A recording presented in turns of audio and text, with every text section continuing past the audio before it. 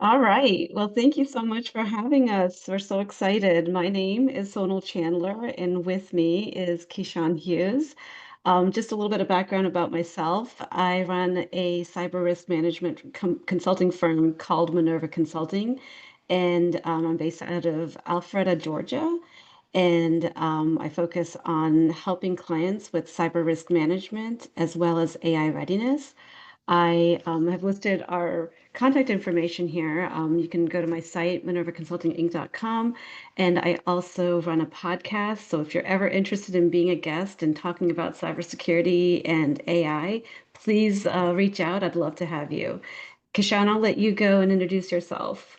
Thank you. Before Keshawn goes, I'm sorry. Can I ask how you came up with the name of Minerva Consulting? Sure. So Minerva actually means wise woman, and I wanted something that uh, described who I think I am. So, and I just really about bringing knowledge and imparting knowledge on others. And it's sort of fitting that you asked me this question in this setting because our goal today is really to help this conversation move forward around describing risk and how do you communicate risk to the business. No, Yes. that's awesome. And the only reason I laughed is because that would explain why I didn't know before asking. So, yeah. Back to Well, you, Keshawn. I'm sorry. thank you. And Sonal, you are exactly who you think you are. So you are wise, and I'm so thankful for this opportunity.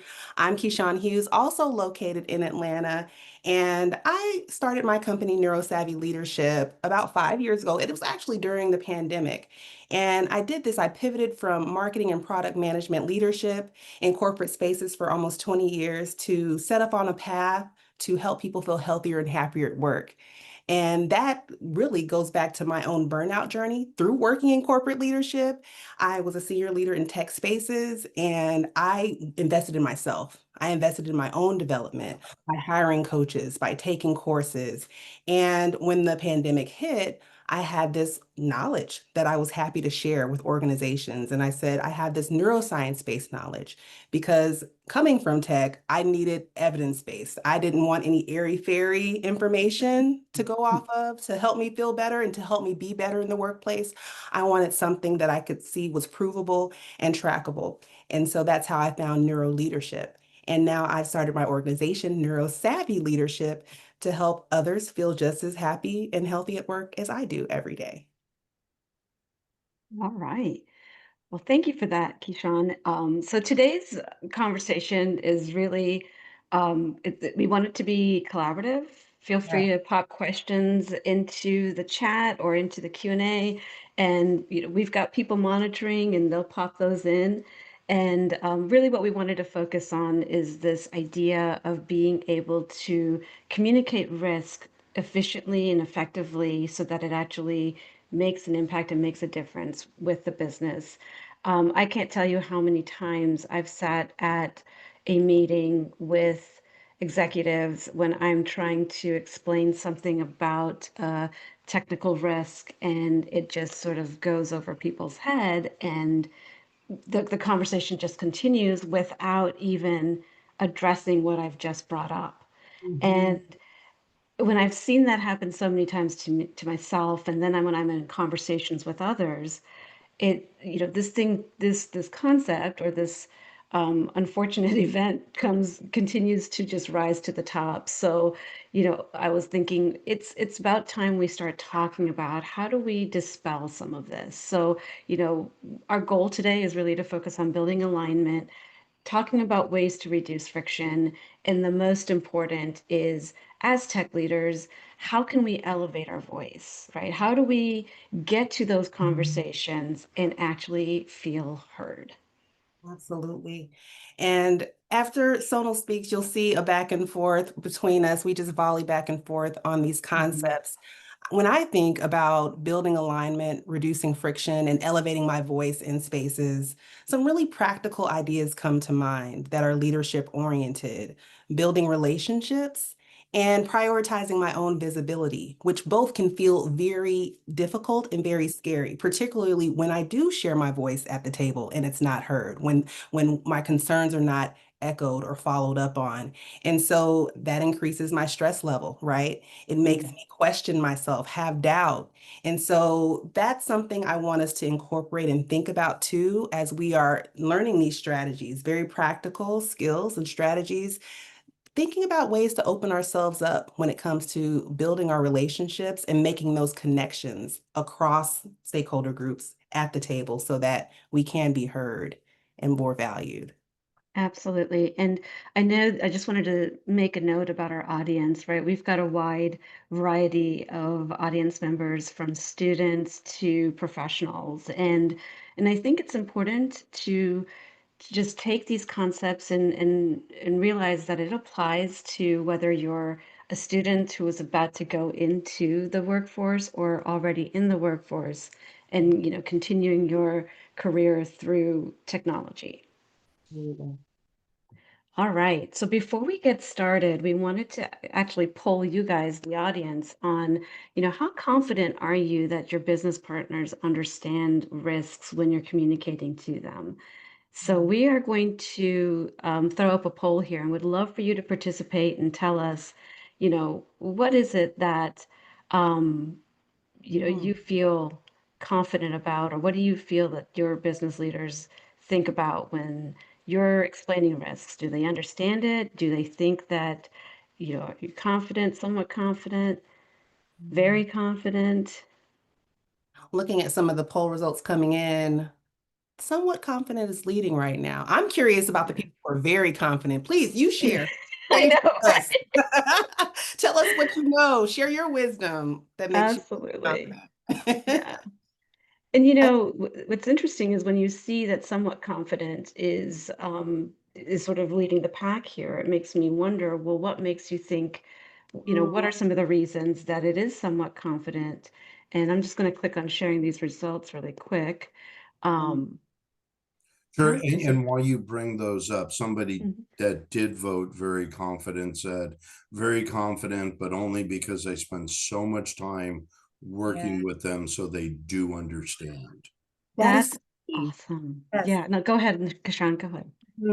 I was going to say a part of what builds our confidence is repeatability, like practice. And Yeah, so sharing, making so sure that you spend a lot of time, that means repeated conversations over time, not just one and done, not just sending communication in one format, but meeting people in different places where they are and understanding communication styles as well, but then showing up. Even when you're not heard, showing up again, having that confidence to put yourself out there in that way. It's very good. I love seeing that. yeah. And when we talk about being somewhat confident, right, we want to think about, well, how can we get to very confident, Yes. right? And if you're not confident at all, how can you get to even somewhat and then to very confident? So, think of this as a crawl, walk, run, right? Awesome. We might not be in the very confident camp right now, or even within, the next 30 to 60 or 90 days, but there's techniques and tools that you can use and how we communicate with each other that can help us get from each one of these different stages.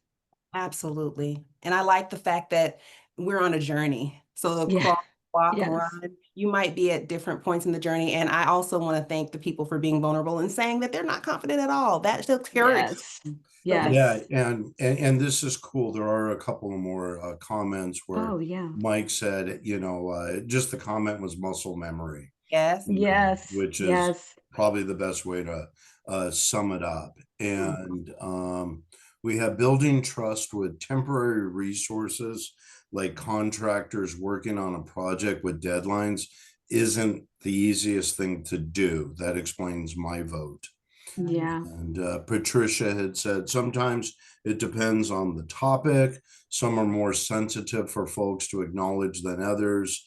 And Sabrina added, although sometimes it feels that even when the understanding is there, it's not driving prioritization when they're faced with other more short-term financial hurdles to deal with.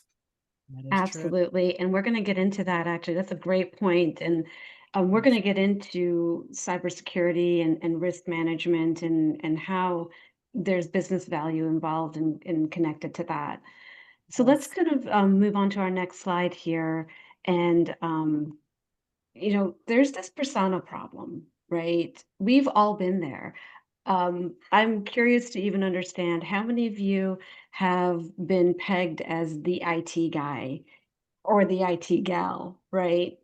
Or if you're in a conversation with somebody about IT and there's like, oh, they're in that dark room, or he's just, clicking away at the computer. We can't bother him, right? There's this perception that's almost built around IT folks, right? That we're introverted, we're so Mm. technical, we're never going to be able to even speak English, right? Because now we just talk in bits and bytes, and that we can't really communicate effectively.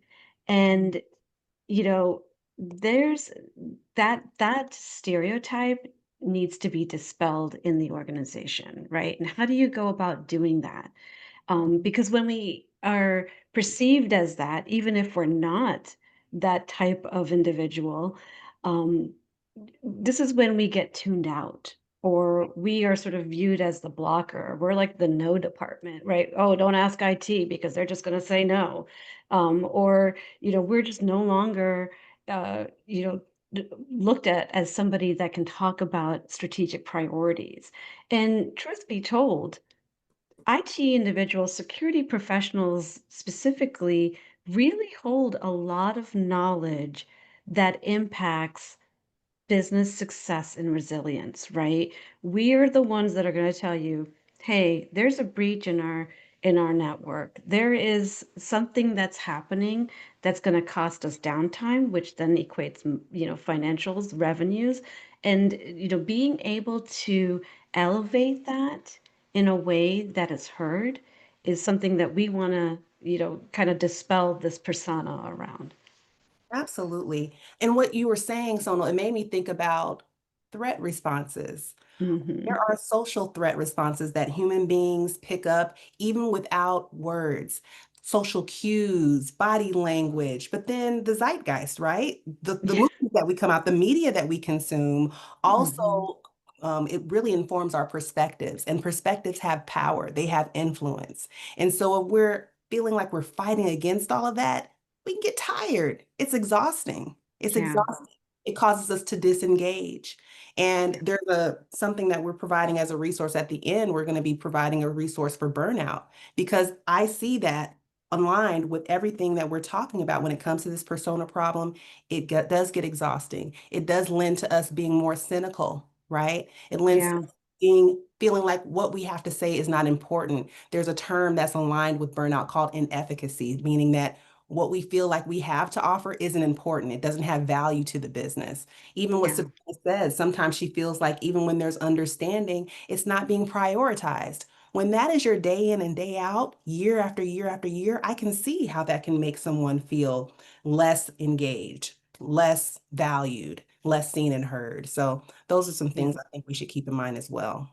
Absolutely. And I do want to point out that even though there is this persona that, you might be introverted or technical or just can't communicate effectively, having those traits is not bad. I Uh, just want to put that we, out there. yes, we need our introverted professionals.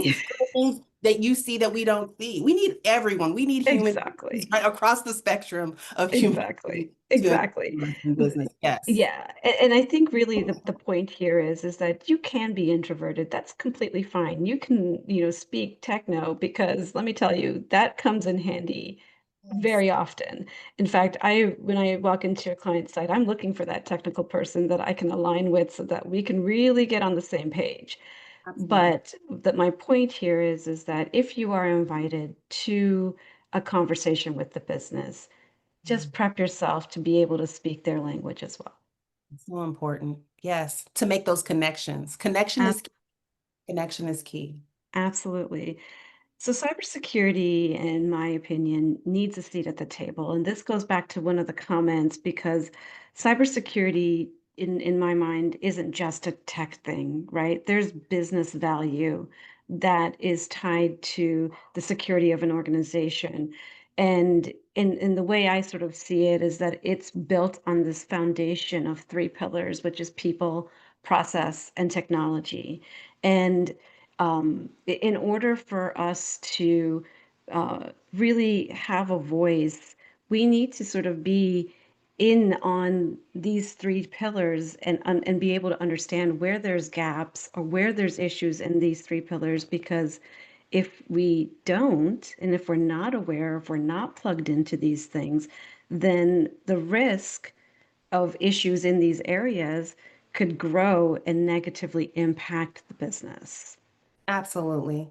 I think of three things that come to mind. I actually have a trademark process, or my triple T method: transparency, trust, and transformation. So those align Mhm. with those pillars. We have to be transparent with people, but we want to feel safe being transparent. Yes, We don't yes, want to activate other stress responses.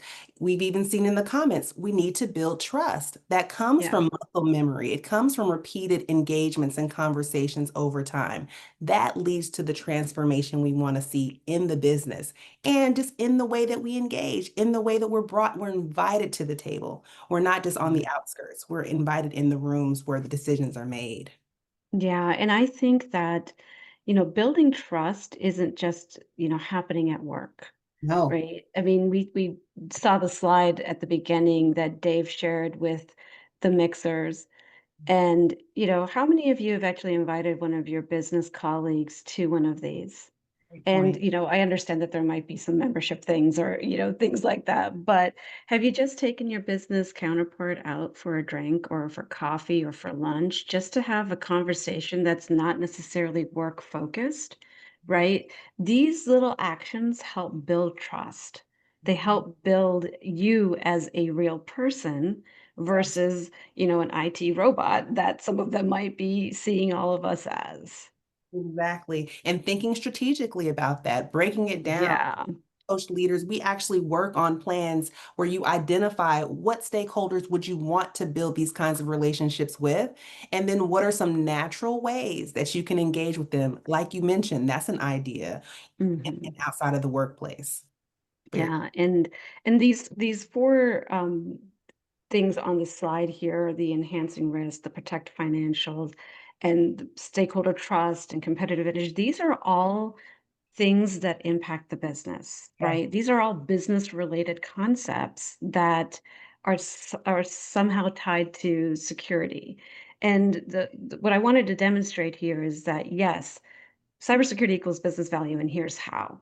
So hopefully you could take these and then think about ways to leverage these things in your own environments. Yeah, hey, Sonal, just Mhm. real quick, Mhm. because what you just touched on was Sure. so huge and so valuable. Just out of curiosity, from those times when you do reach out to that person as a person, Mhm. what kind of reactions do you get? Like when I've done it, it's just been so warm, and it's almost like just going straight to third base kind of type thing. Yeah, You know. absolutely. I completely agree with you. In fact, what I've found is when I try to build this relationship outside of work or, outside of the boardroom, if you will, Hmm. I've found that then when I go back into the boardroom, I actually have an advocate. Right? I Right. have somebody that's willing to Yeah. listen to me. And I think that's a key thing that you want, right? Because, explaining these things, oftentimes, we talked about people just tuning out, right? And we've got to be able to get people to listen. And, trying to shove it down their throat isn't the way to do it, but it's about bridging the gap, building a relationship, and showing that we're all human, right?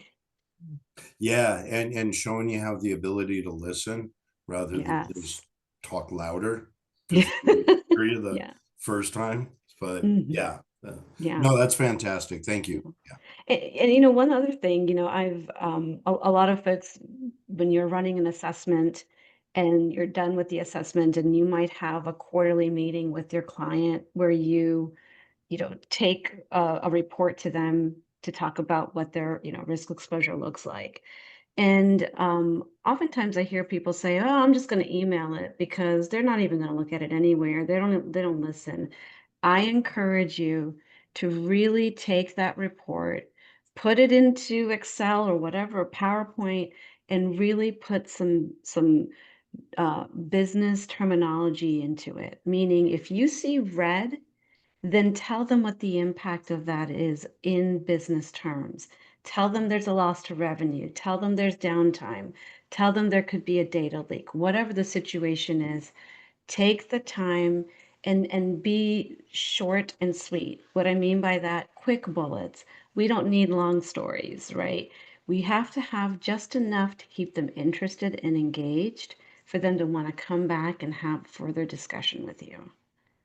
You're making me think about a point that I've been coaching a lot on and even being coached on myself when it comes to motivators. We want Yeah. to motivate others to reach these shared goals that we have organizationally, and how we frame things, how we language things can be either categorized as an away motivator or a towards motivator. So Hmm. away, where we're bringing up that risk, we're showing to prevent, what to avoid, what to stop doing. But we also want to balance that with some toward motivators, show them where we are going to go, the vision. What are the Yeah. rewards that we'll experience as individuals within our departments, within our leadership, our brand in the organization? As an organization, how can we feel rewarded? We want to also give people like a carrot to come towards, right? A reason Yeah. to show up and want to come to the table with these ideas as well. Absolutely. And you just made me think of something else, and I promise we'll get to the next poll. But we talk about business vision, right? And business goals. How many of us have actually gotten into an organization and taken the time to understand what that is? Where is the business trying to go? And Yes. as a technology leader or anybody in technology, how can I enable that vision or that goal come to life? Right? Yes. Because all of us have a part in it, right? And, and I think there's responsibility on the business side too. So I'm not saying that all of this is, on technology, but there's some you need to understand exactly where your business is trying to go, and then how you approach them with enabling them to get to these goals. And then also, how to put risks and issues in a language that impacts that they can understand, that's related to that vision or that mission. Absolutely. Yes. Yeah. Hey, I know you want to get to the poll, but there's like a lot of A lot in the comments. chat. I see it All all. right. Yeah. Oh, yeah. Okay. Give it to me. Let's Yes. go. Yeah. Raul had said it is easier to build those relationships in person than online. In large Yeah. organizations with different locations, it could be difficult to coincide in person. Do you have any tips to use in those cases? Mhm. And if you want to touch on that, or that, I mean, it's an excellent question, or if you want to save that one to the end, we can do that as well. Well, No, go ahead. I've worked mostly in remote environments my entire career, and it is a challenge, but it is doable, particularly now when more and more we are engaging online. So really understanding and setting aside time, that's so key. Yes. Understanding time zone. I work with global leaders, so people in Portugal, in Spain, in parts of South America, and in Australia. And so really setting yourself up to sometimes push yourself out there a bit. So you might have to stay up later to engage with someone on their timeline, but just making sure you're prioritizing that time to engage and doing so about things that are not business related, having coffee chats, finding Yeah. and shared interests. These are the types of things that will help pull you together. And rapport can be built online, it can be built remotely, but it does take some extra practice to move past those challenges. 100%. In fact, you took the words right out of my mouth.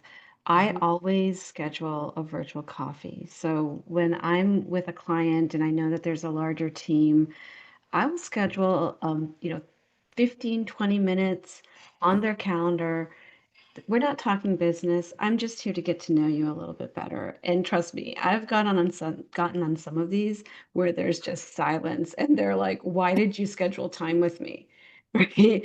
And it's taken me to doing this a couple of times before I'm like, "Hey, I just want to try to get to know you." Right? And then once you at least show it, or that you're interested in getting to know them, and then you find this common ground, and then all of a sudden things just start clicking, right? Like, and so I really encourage you, set a goal for yourself that, hey, once a week, I'm going to pick one stakeholder and I'm just going to meet with them for 15, 20 minutes to understand, hey, even just how's their day, right? Or if you go into a meeting, let's not just dive right into the details. Let's talk a little bit about how everyone's doing. Right? Let's take a pulse there.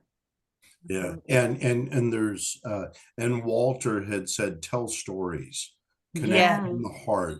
People will Hmm. forget what you said, but they will remember the story and how it made them feel. Absolutely. Okay, Absolutely. Angela. Yes, that's one of my favorite. Yeah. You're paraphrasing. I see you. I hear you, Dave. Yes, that's so true. Yes, I was going to mention storytelling too, in one of the points in Yeah. the slides, how it is so key and how it helps people make meaning. It just a meaning Yeah. maker. It helps you be more persuasive and memorable. If you can tie what you're doing to a story, to something that is personal, to something, even the Hmm. organizational story, to something in pop culture, it helps people remember you and be memorable and remarkable. Okay, Hmm. they're going to make Yeah. remarks about you. They're going to want to engage with you more often. Yeah. Absolutely. Yeah. And then just real quick to share these with you as well. From Kevin, we get comfortable with Teams chats and emails to go Yes. above and beyond. We make the calls.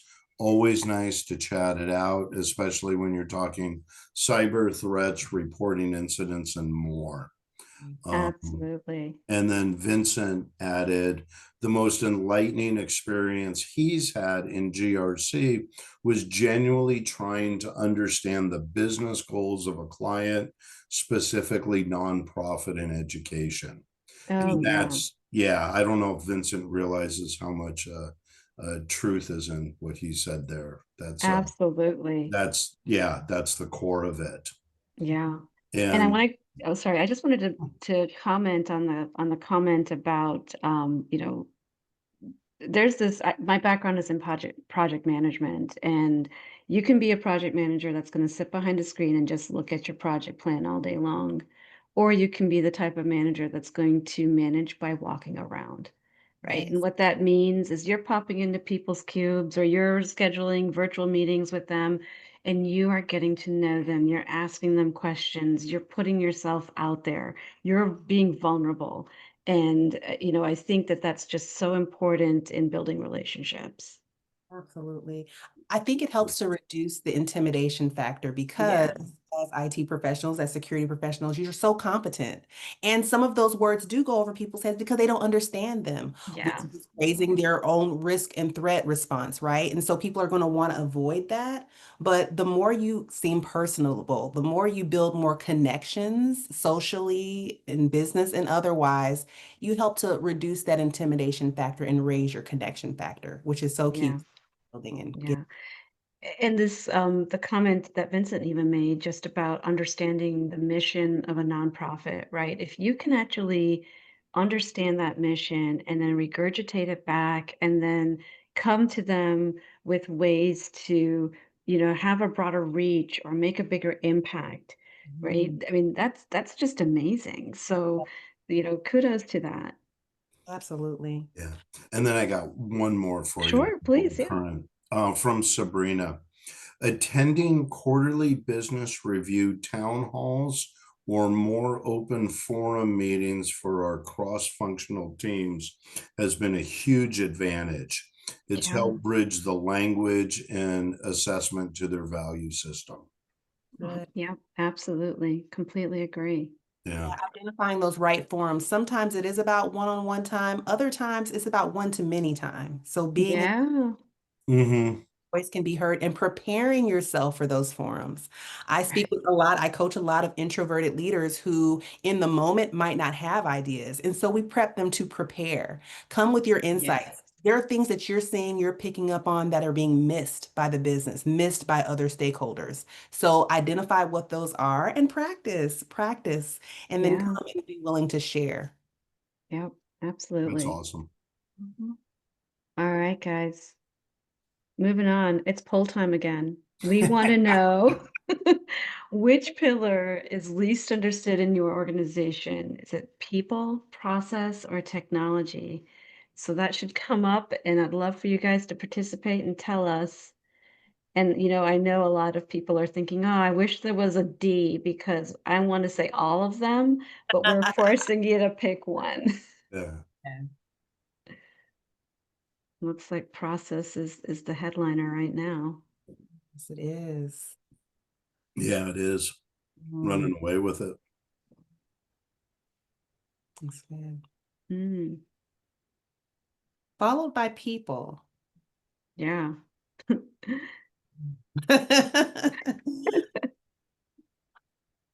Okay. Well, as we see process sort of taking the lead here, the one thing I wanted to point out is, process sometimes can be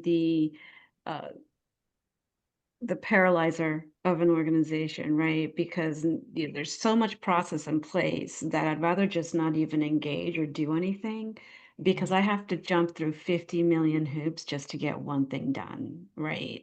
And so, in these cases, I encourage you to, you know, first of all, express, voice yourself, voice your opinion about it. But if you're going to voice your opinion, come with a solution or an improvement, Mhm. right? So it's just not, "Oh, the process sucks," Mhm. right? It's more of this process is causing me to spend, 30 more minutes each day doing this when I could be doing X instead. Here's some ways that we could potentially streamline this process, or here's a tool that we can use to streamline the process. I encourage you to add those or, have a voice in expressing some of those improvement areas or ideas. Absolutely. And clarity is so key when there's ambiguity. People, once again, I'm going to keep mentioning this, people's threat responses activate. So, meaning that they want to avoid, they might go into fight flight responses. They want to just dig their heels and fight back Mhm. and push back, or they don't even want to engage at all. So, when ambiguity happens, finding ways to make information more clear, more clarity is so key. So maybe that is, like Sonal was saying, breaking down information into smaller bites, bite-sized bits, speaking Mhm. it and putting it and framing it in a language that's shared across the organization, that's less technical and more valuable, so that people Mhm. can understand and want to connect with you more often. But setting up those checkpoints and identifying what points of the process are those stop gaps happening, and how can I spend more time there? How can I be more intentional? What relationships can I influence? How can I initiate more contact during those times so that they can move faster and be more efficient? Absolutely. And I'd be remiss if I didn't mention my good friend documentation because Absolutely. Yes. documentation Yes. comes hand in hand with process, right? I mean, how many times have you gotten, True. an email that says, "I need this document completed."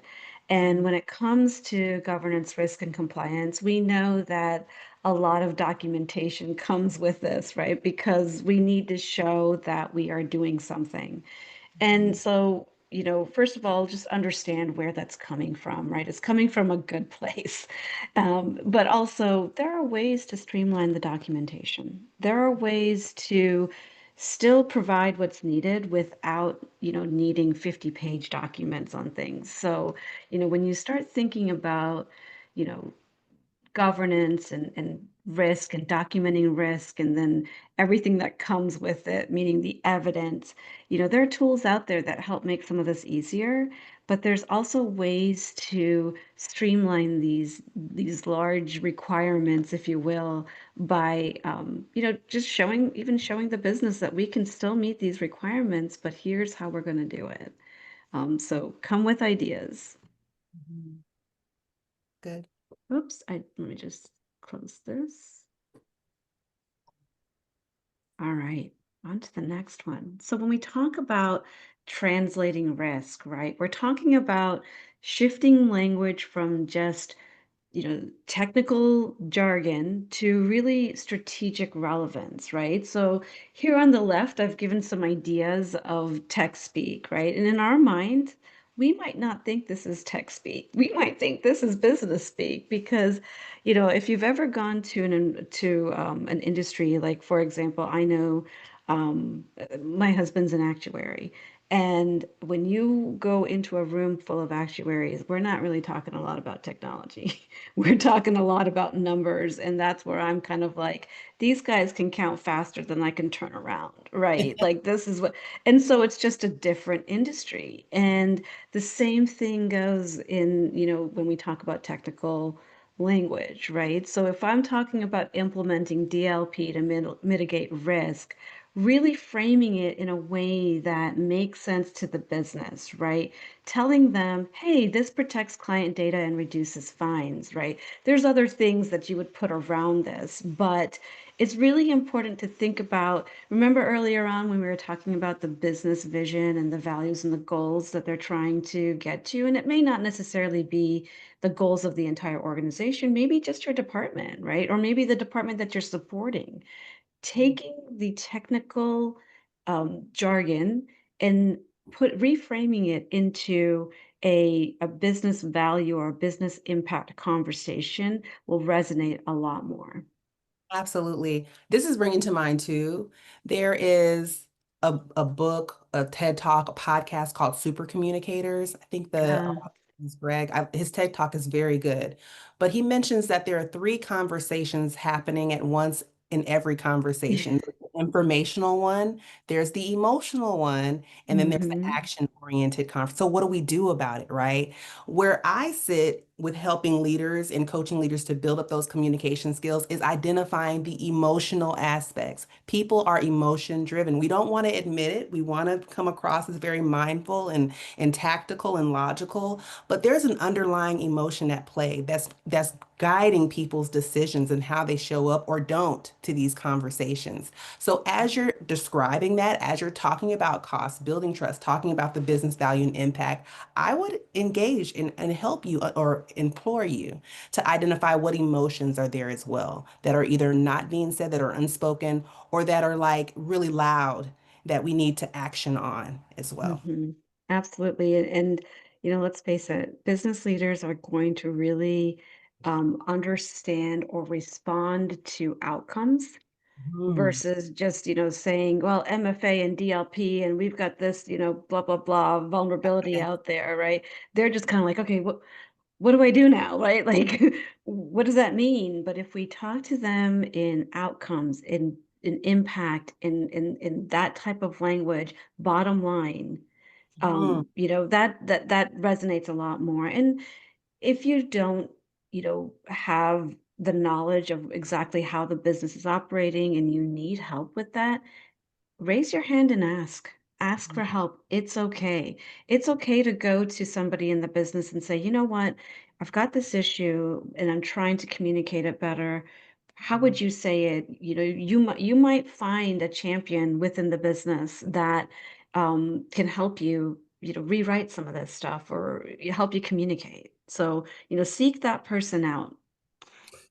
Yeah, and I stopped reading all of the comments just to not make us fall behind schedule wise, but Mehmet proposed a really good point as you talk about DLP and oops, why did that pop up? Uh, Ask what business problem does DLP solve? Mhm. Yes. Yes, that's such a great point. In fact, I can't tell you how many times I've walked into a situation and they're like, we bought this great software, but the software has an issue because it's not doing what we need it to.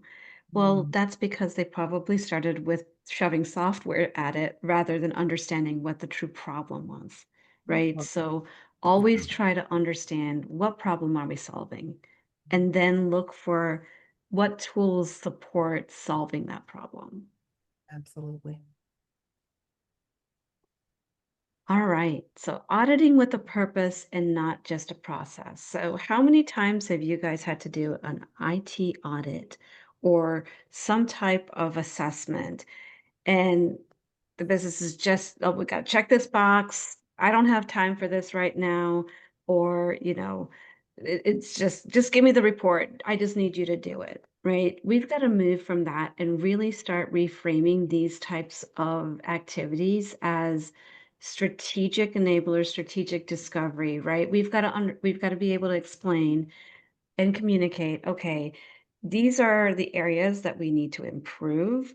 Here's what you're going to get out of this. Once we go through this, here is how it's going to help you. Here's how it's going to inform leadership. And then really trying to encourage ownership. Now, I know that this one is hard. It's always hard to get somebody to own some of this work, but it's important to try to get somebody to own and encourage that ownership. And when you can move from audit as this compliance exercise into more of a strategic enabler, I think it really helps take the organization to a maturity level of continuous improvement. So, audits aren't just about passing, they're about progressing as an organization. Absolutely. We're learning. We're operating in a more learn it all space of existence versus being a know it all, figuring it out along the way, right? We want to be learn it Mhm. alls. Yes. Yeah, yeah. Hey, Mehmet had another comment real quick, and then we'll jump into the poll. Jump into the But poll.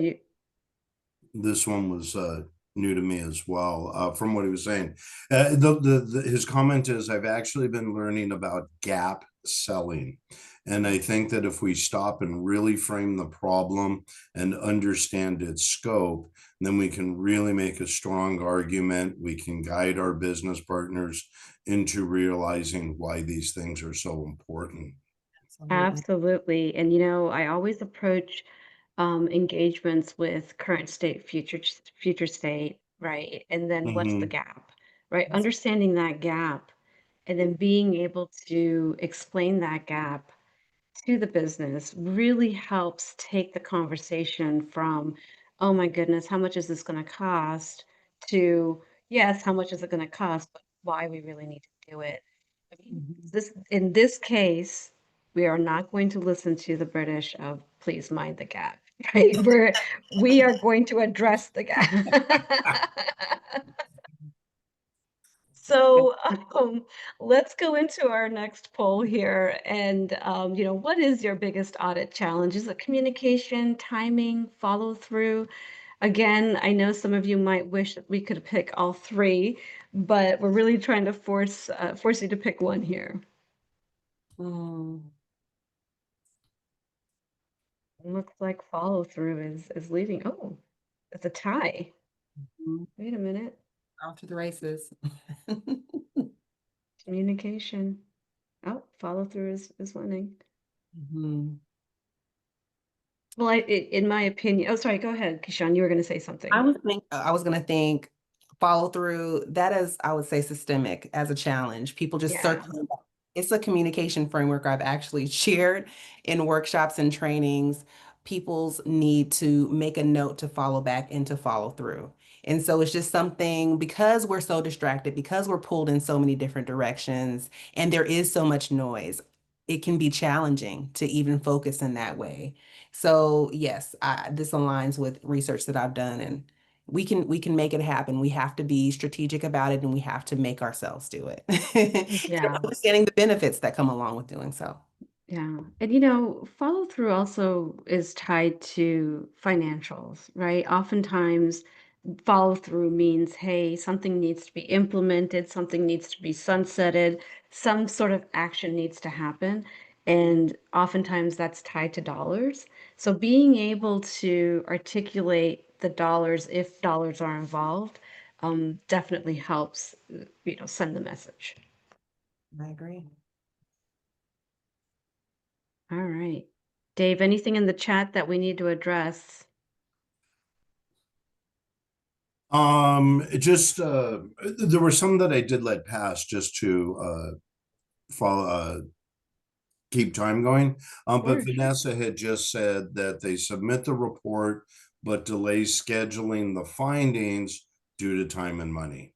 Yeah, You know, yeah, and absolutely. and I think to her point, and so many things that you both are sharing, and even the people in the chat, that it's what we do starts with technology, but it always ends with the business. Yeah. Yep, yep, absolutely. And one thing I will say is that just seeing the number of people that are on this call and the conversation about communicating risk, it's something that's not easy to do, right? Especially if you're dealing with some interesting personalities and leverage this group, leverage these resources and the people that are on this call, because you've got a community here of people that can really help bounce ideas off of each other.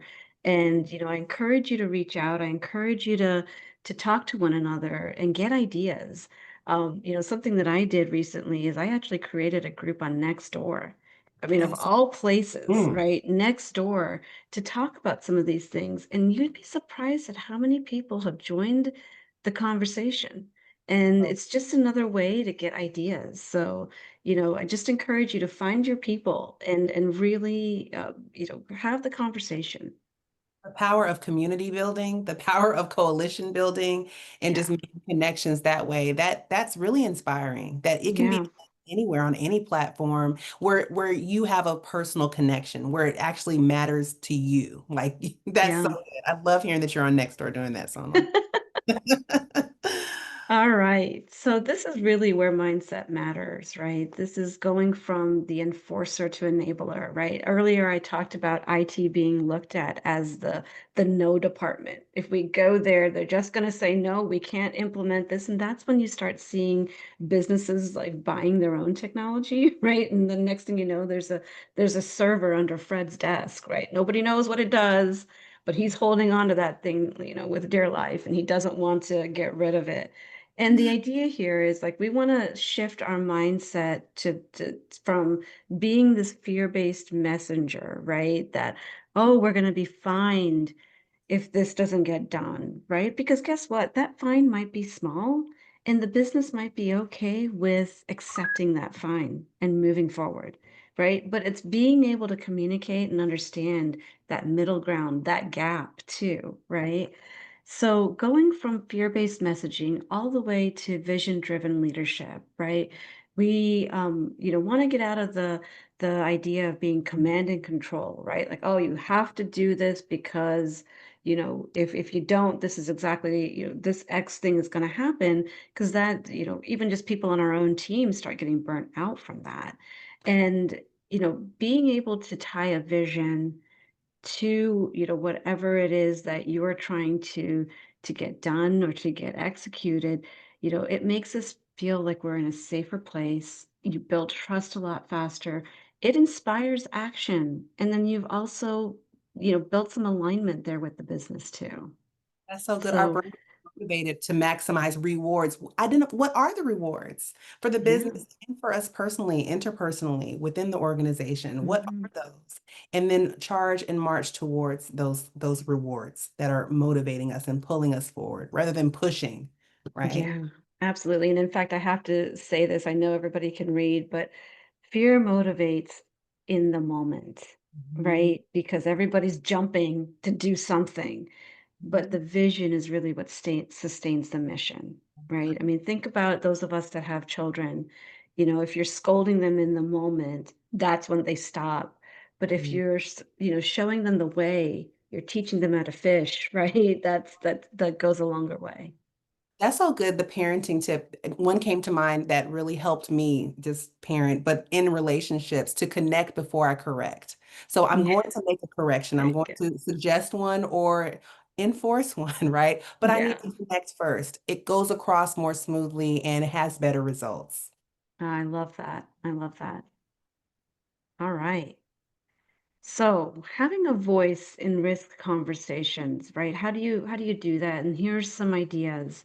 Speak the language of the business. We've been talking about this, right? Translating risk into business impact, right? Turning technical concerns into measurable things, right? Using evidence, right? Showing those data points. Hey, if we're down for 3 hours, here's how much it could be in revenue loss.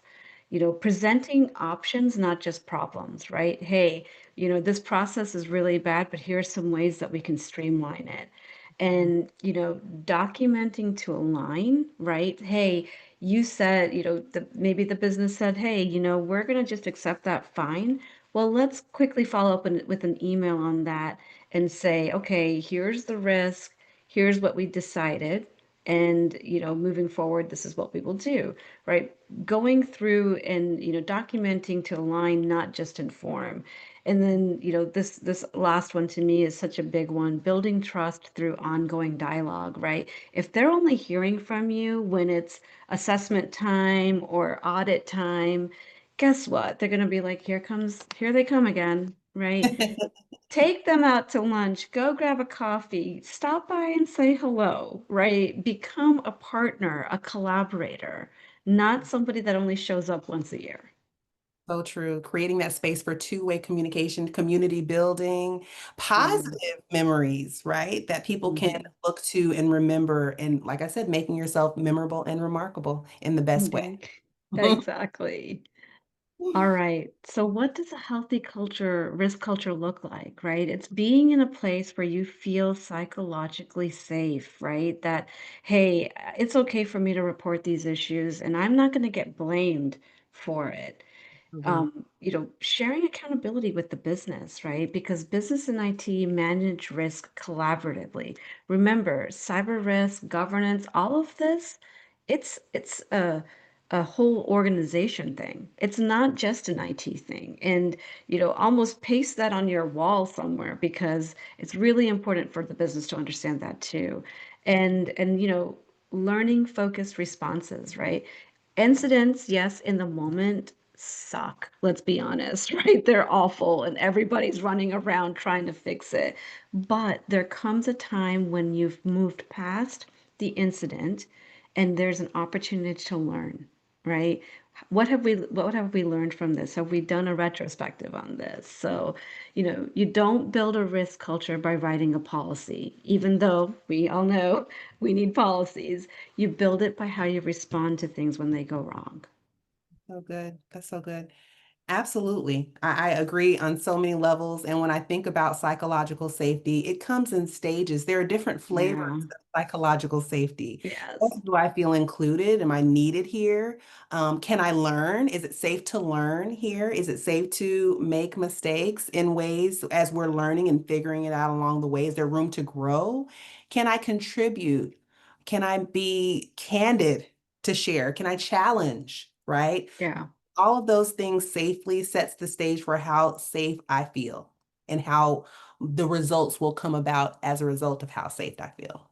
Yeah. I was in a situation I used to work before I owned my own firm. I worked for a logistics company, and my team deployed code that took down the entire company. Whew. And we were down for a day. Mm, mm, And let me feel tell you, that. I did not sleep that day. No, But no. I had to walk around as cool as a cucumber because if I got crazy, my team was going to feel it, That's right? And I had to be calm, cool, and collective and create a space for them to come talk to me, tell me what was happening, making sure that I wasn't blaming them and, making sure that we were going to learn from this experience and so right. that I can also communicate back to the business and to my leadership.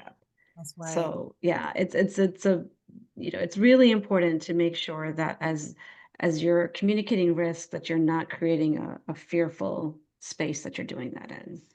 Thank you for that real example, Sonal. I can imagine the document Yeah. that came after that. Oh my gosh, that was Yeah. crazy. Talking about telling stories, you let Yes, people That's right. feel. That's a story. Yes. that Yeah. was a story I'd like to forget. Hey, we do have a couple of questions Sure. in the chat. Do you have any tips or recommendations to get end users more cyber aware, giving them more of a security mindset with positive reinforcement? Mm, Yeah, I think first and foremost, let's start with security awareness training. And I know that that sounds crazy to say because, people are like, oh, another training, right? But I think first start off with like sound bites, right? Not the full-on training, but then also, have a little, if you've got a budget for it, do a little campaign about it, mm. right? Get some people, do a lunch and learn. Do a Yeah. lunch and learn. Tell people to bring their own lunch. You don't have to buy them lunch, right? Do a lunch and learn and talk about security. Talk about why human error is one of the highest breaches in security, right? Like talk about these things and get people to um get people to the table, to get have a roundtable discussion just about, security and awareness, security awareness training, and then just security in general. Like and oftentimes, I think people just don't understand the terminology. So take just three things, right? You can say, today we're going to talk about fishing, and we're not going out to a pond, right? We are talking about fishing with the P. So, like, just make it fun, make it interactive. Yes. Yeah, Okay, go ahead. sometimes what I've done just to share Please, is yeah, exactly what you're saying, but kind of walking them through that awareness, almost in like what I would call like a 5 minute tabletop exercise, yeah, yeah, and just say and kind of obviously leave it in the form of a question. If you received an email like this, what would yeah, you do? Mhm. You absolutely. know, And something else that I also like to do is when I find articles or, I mean, this stuff is happening on the daily, right? Breaches and cyber incidents. I like to take them, maybe summarize them up a little bit. I mean, we can all use ChatGPT to do that. Send the article link with a little, too long, don't read, snippet about what the article is about to your business owners, right? To your stakeholders and just say, "Hey, I saw this article, wanted to send it your way. If you don't want to read it, here's what it was talking about," right? And then, maybe a couple weeks down the road, like, "Hey, did you read that article I sent you?" And even if they didn't, it's okay, right? Just be top of mind for them. Right. Imagine what that does over time, those little touch points, those personable ways of communicating and educating in a way Yeah, that people do feel safe to ask questions, to get things wrong, to not say things exactly the right way, but yeah, that builds trust over time. yeah, absolutely. All right, guys, the last poll, I promise. Super fun. What do you I'd think? love to hear a little bit about what your organization's risk culture looks like. Is it fear-based? Are you unclear or in transition? Or is it trust-based, right? I mean, I'm hoping that most of you are going to tell me it's trust-based, but would love to hear what you guys are thinking. Mhm. Unclear, that ambiguity, that's so common in yeah. free zone. Yeah. Mhm. Framing risks and framing issues and, why we're doing compliance tasks is not it's not easy, but, um, I think it's important to, communicate often and early, right? Now, I'm not saying every single day, you don't be a pest, right?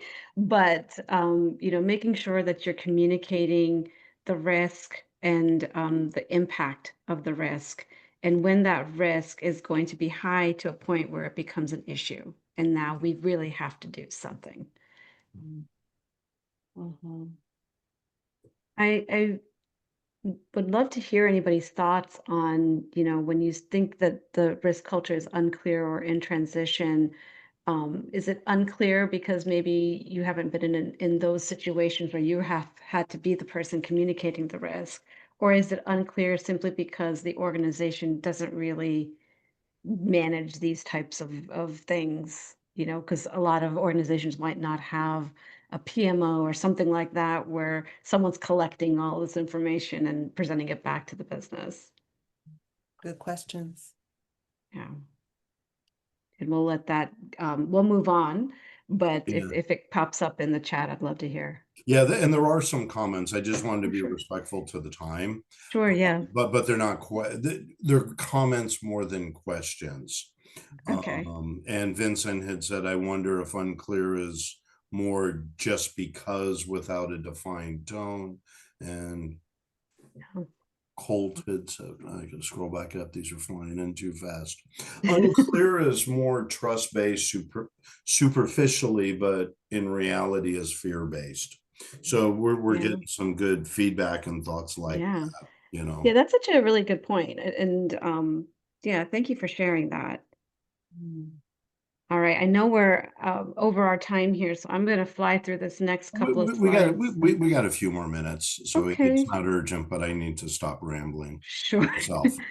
Well, Yeah. we're at the final takeaways here. So, really to wrap it up, what we're really trying to say here is that, mindset matters, right? How you frame risk shapes how it's received, right? And it's not just in the words that you're saying or what's written on the slide. It's your body language, right? It's if you're coming in really stern and, not necessarily open to communicate, that's gonna really take people in a it's gonna take them aback, right? They're gonna be like, "Oh, what does this person have to say, and do I really wanna listen?" Right? So, mindset matters. Getting into that business mindset is really important. Um, Communication is strategy, and I'm gonna say that again, communication is strategy. It sounds like a weird thing to say, but it really is. The words you use and how you talk to the business, it needs to be strategic, right? That's what's going to get you to get them to that's what's going to get you in a position where they're listening, where you're heard, where you're Mhm. seen, right? Translating risk into business relevance is going to help you be heard and be seen.